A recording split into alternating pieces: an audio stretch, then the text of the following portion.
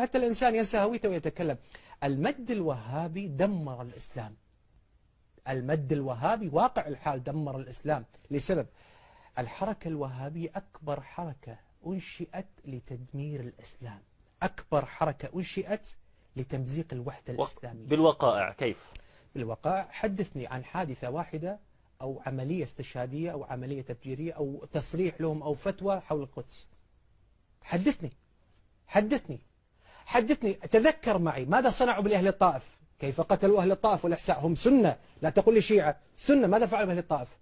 ماذا قال عنهم السيد أحمد زين الدحلان مفتي الشافعي مفتي مكة معاصر لمحمد بن عبد الوهاب؟ قال عنه مارق. ماذا قال عنه أخوه سلمان بكتاب الصواعق الإلهية بالرد على بدع أخوه محمد بن عبد الوهاب؟ أخوه رد عليه، أخوه سلمان بن عبد الوهاب رد على أخوه الدعوة الوهابية. ماذا صنعت الدولة الوهابية ضد الاستعمار البريطاني؟ ألم يكونوا ذراعا استعماريا؟ ألم يكونوا ذراعا استعماريا؟ ماذا قدموا الاستعمار؟ كانت كل الدول العربية تنتفض ضد الاستعمار الفرنسي والإنجليزي والاستعمار الإيطالي. ماذا صنعوا؟ هذا حركة عمر المختار ضد الإيطاليين وكذا وكذا. ماذا صنعت الدولة الوهابية غير التحالفات الأمريكية؟ تحالف إنجليزي سابق واليوم تحالف أمريكي. إذن لا شيء عندهم. التوحيد، الإسلام، الرافضة، المجوس، الكلمات المطاطة، ويخفون تحتهم نجمة داود ويخفون تحتهم أجندة صهيونية لتمزيق المسلمين. اليوم عندما يأتي هذا الإعلام الوهابي ولأي مشهد سياسي مثل كالمشهد اليمني يقول هذه حركة حوثية إيرانية والتدخل الإيراني في اليمن، ببداية اليوم صمتوا عن هذه الأسطوانة، ظهرت مكذوبة يعني كذبة، لا يوجد تواجد إيراني بواقعي موجود في اليمن، فهذه الكذبة ظهرت اليوم لكن هم صمتوا عنها. التواجد الإيراني حتى أول أحداث في اليمن قالوا سنقاتل واليمن مستهدفة واليمن الإيرانيين وسنسحق المجوس وستكون مقبرة للمجوس.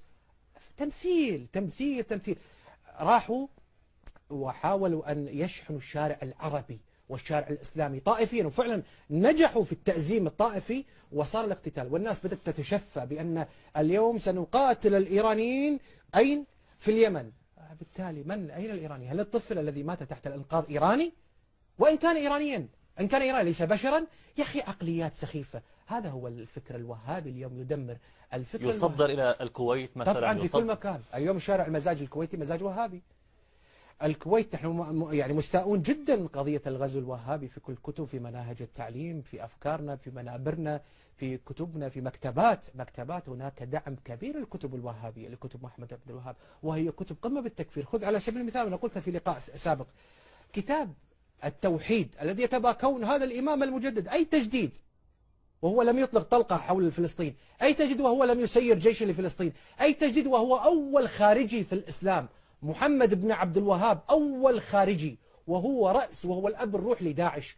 أول من خرج على الدولة الإسلامية العثمانية محمد بن عبد الوهاب، وقالها في كتاب الدرر السنية حين قال بأن الدولة العثمانية كافرة والنظام فيها كافر، طبعا مو نظام بما معنى الكلام، والنظام والخليفة. أليس هذا تكفيرا؟ من أعطاك أنت صك الغفران ومن أعطاك أنت التحدث أو لك أعطاك الدور أو تتكلم؟ ما هي قيمتك؟ فإذا بنيامين نتنياهو معه حق لما بيقول بالكنيسة لولا إسرائيل لجاء متعصبو الإسلام ودمروا الأماكن المقدسة كما يفعلون في أرجاء الشرق الأوسط. صدق هذا النتن، صدق مع الأسف، صدق. والدليل على ذلك انظر إلى بيت سيدنا رسول الله اليوم في المدينة المنورة يحول لحمامات عمومية. ماذا فعلوا بالبقيع؟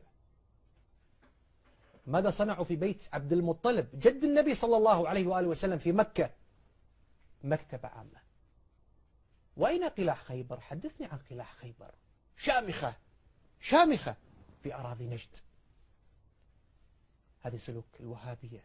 انظر تطابق داعش والوهابية، تطابق كاملا بالتكفير، بالتفجير، بالقتل. لما تقرأ في كتاب تاريخ نجد لابن غنام وهو يتحدث بأنهم قتلوا إمام مسجد سني الشيخ عثمان بن معمر، قتلوه وهو يصلي في المسجد.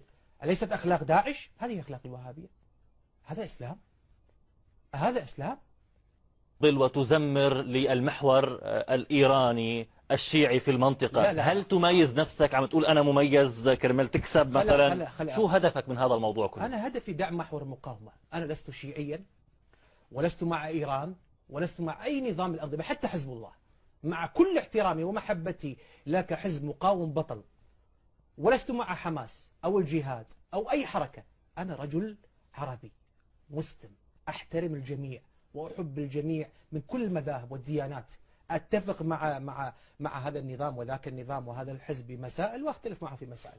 حتى الإيراني أنتقد وأتكلم وهم رحبين جدا الصدر ويستمعون المشاكل. فقضية انتبهت، هم رحبي الصدر ويستمعون، ولكن الآخرين ليسوا رحبي الصدر ولا يستمعون. يا سيدي العزيز، هناك عدوان. تريد أن أجامل في العدوان؟ لا نجامل في العدوان. أنا أتكلم من ناحية عقدية. اليوم المشكلة هذا التقسيم. اليوم كان نلعب مباريات. اليوم الطرف الإيراني بمعنى أني أقبل كل ما تأتي به الجمهورية الإيرانية. لا تعنيني الجمهورية الإيرانية.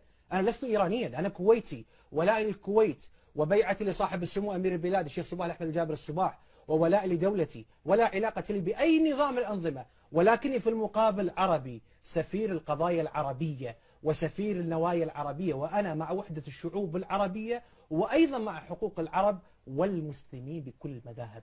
عندما يكون ظلم هناك خط على طائفة. اليوم لا أستطيع أن أقول كل الطائفة الشيعية مجرمة لأنها توالي إيران.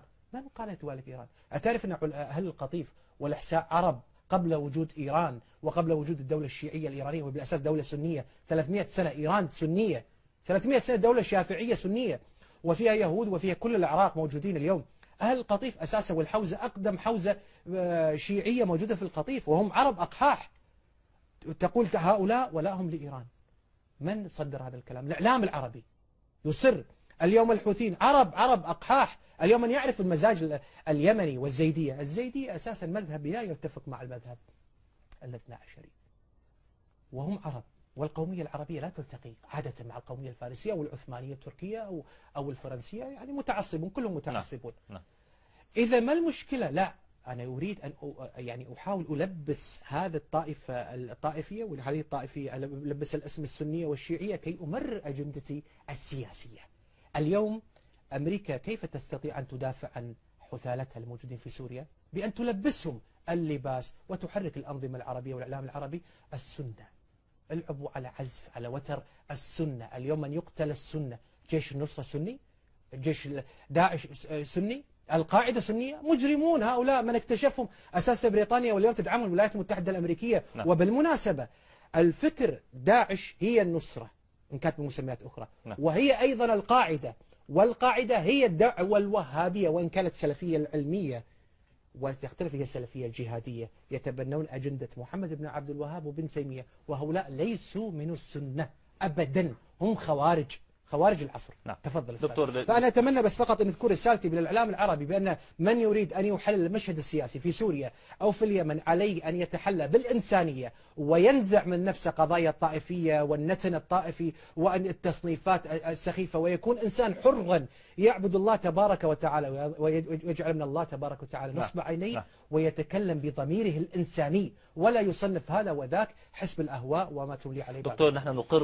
ونعترف أن حقق علينا، يعني أخذنا ضمن سلسلة برامجنا، أخذنا من وقت الحلقة ومن وقتكم. إن شاء الله أوقات ثانية نكون فيها وإياك نستعرض فيها بشكل وافي وأوسع. شكرا جزيلا لك دكتور عبد العزيز بدر القطان على هذا اللقاء. تحياتي لك سيد العزيز.